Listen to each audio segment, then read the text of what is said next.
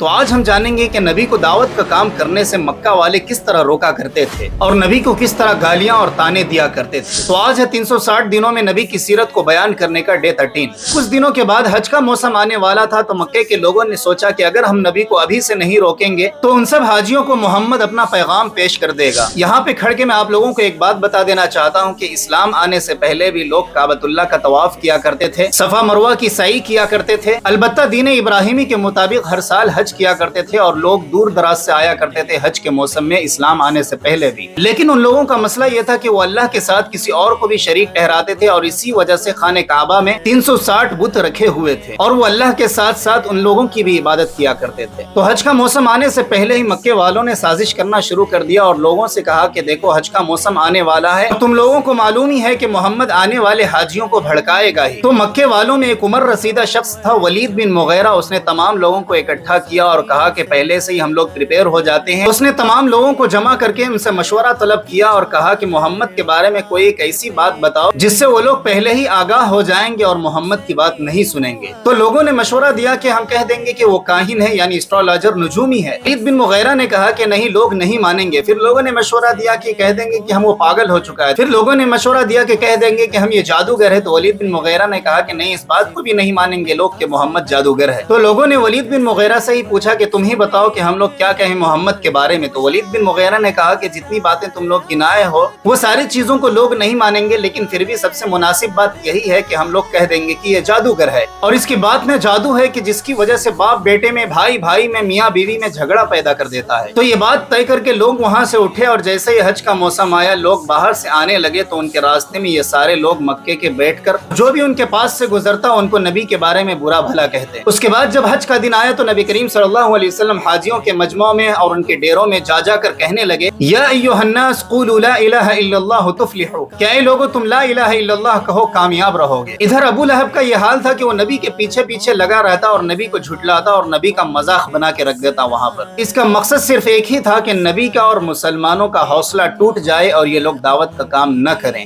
اس لیے وہاں کے سارے لوگ نبی کا مذاق اڑایا کرتے تھے اور نبی کے بارے میں کہتے تھے کہ یہ تو پاگل ہے، یہ تو شاعر ہے، یہ تو مجنون ہے۔ اس کے بعد اللہ رب العالمین نے آیت کو نازل کیا، وَلَقَدْ نَعْلَمُ أَنَّكَ يَضِيقُ صَدْرُكَ بِمَا يَقُولُونَ، ہمیں معلوم ہے کہ ان کی باتوں سے آپ کا سینہ تنگ ہو رہا ہے۔ اللہ تعالیٰ نے نبی کو تسلی دیتے ہوئے کہا کہ اِنَّا كَفَيْنَاكَ الْمُسْتَهْزِئِينَ، کہ جو لوگ آپ کا مذاق اڑا رہے ہیں ہم ان کے لیے کافی ہیں، آپ ٹینشن نہ لیں۔ تو نیکسٹ ویڈیو میں ہم جانیں گے کہ کیا مشرکوں کے خداؤں کو ہم گالی دے سکتے ہیں، اور پھر صحابہ اکرام کے بارے میں جانیں گے کہ مکے والوں نے کس طرح ان پر ظلم ڈھایا اور اس پر صحابہ اکرام کا کیا ری ایکشن تھا۔ تو جب تک کے لیے آپ فالو اور سبسکرائب کر کے رکھ لیں۔